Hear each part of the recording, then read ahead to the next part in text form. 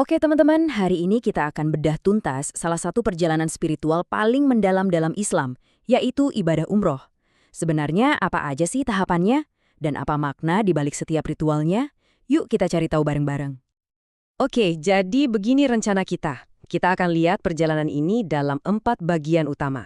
Mulai dari janji pembaruan yang jadi panggilannya, lanjut ke persiapan suci, lalu kita masuk ke jantung ritualnya, dan terakhir, gimana cara menyelesaikan perjalanan suci ini. Nah, pertama-tama, apa sih yang sebenarnya bikin jutaan orang dari seluruh penjuru dunia rela menempuh perjalanan yang luar biasa ini? Jawabannya ada pada sebuah janji, janji pembaruan. Ini dia nih intinya, panggilan utama umroh itu adalah janji pengampunan. Coba deh bayangin, perjalanan ini tuh kayak semacam reset button spiritual. Dosa-dosa yang mungkin kita kumpulin di antara satu umroh ke umroh berikutnya bisa dihapus, sebuah kesempatan buat mulai lagi dari lembaran yang bersih. Dan ternyata keutamaannya lebih dari itu loh, bukan cuma soal pengampunan dosa. Menurut hadis, umroh juga diyakini bisa mengangkat seseorang dari kemiskinan. Dan yang menarik ya, buat para wanita, umroh itu nilainya setara dengan jihad. Sebuah perjuangan spiritual yang luar biasa di jalan Allah tanpa harus angkat senjata. Oke, setelah kita paham kenapanya, sekarang yuk kita bedah gimananya. Karena persiapan umroh itu bukan cuma soal packing koper, tapi lebih ke persiapan batin, yaitu memasuki sebuah keadaan suci yang sangat khusus. Jadi, umroh itu apa sih? Simpelnya, umroh itu artinya ziarah ke Baitullah atau rumah Allah, yaitu Ka'bah di Mekah. Tapi ini bukan sekedar kunjungan biasa. Ada serangkaian ibadah dengan aturan yang spesifik yang harus diikuti dari awal sampai akhir. Nah, gerbang buat masuk ke mode umroh ini namanya ihram. Anggap aja ini kayak kita menyalakan niat suci kita. Begitu kita masuk ke keadaan ihram, resmilah seluruh rangkaian ibadah umroh dimulai. Gimana caranya masuk ke keadaan ihram? Ada 3 hal yang wajib dipenuhi, nggak bisa dipisah. Pertama, pakai pakaian khususnya. Kedua, lewatin batas wilayah suci yang namanya mikot. Dan yang paling penting ketiga, ucapkan niat di dalam hati untuk berumrah. Nah, ini nih salah satu momen yang paling bikin merinding dari umroh. Lihat deh pakaiannya sederhana dan seragam. Laki-laki cuma pakai 2 lembar kain putih tanpa jahitan. Perempuan pakai baju sopan yang menutup aurat. Ini simbol kesetaraan yang wow, kuat banget. Di sini nggak ada lagi pangkat, jabatan, kaya miskin. Semuanya sama di hadapan Tuhan.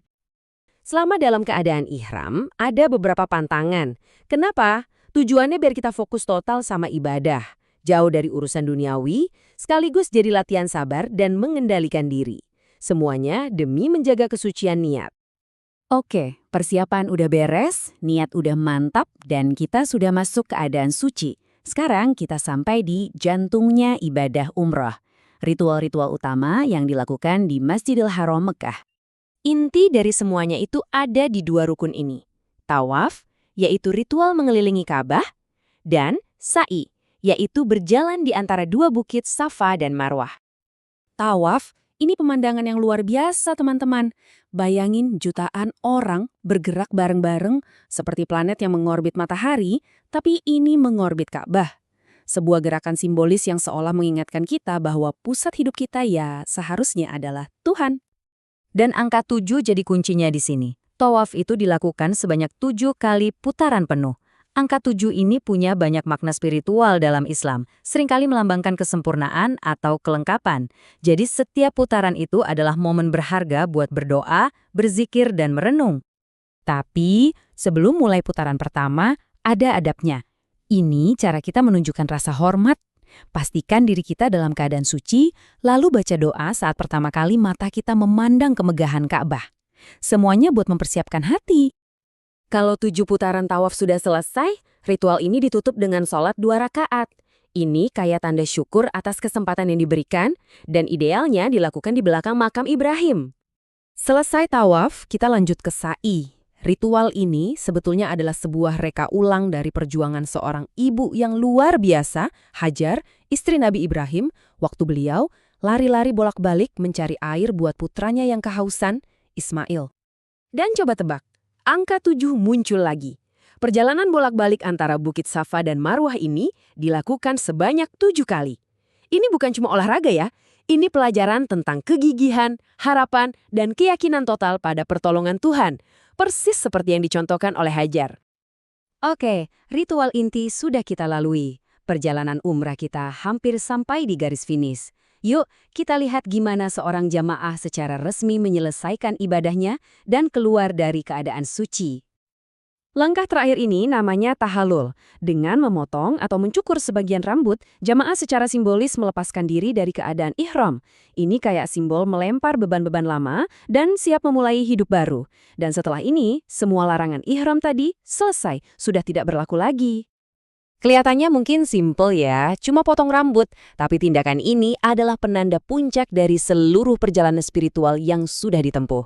Momen inilah yang menandakan kalau ibadah umroh kita sudah sah dan selesai. Tapi, perjuangan batinnya belum selesai. Justru momen setelah semua ritual ini rampung adalah saat yang paling krusial.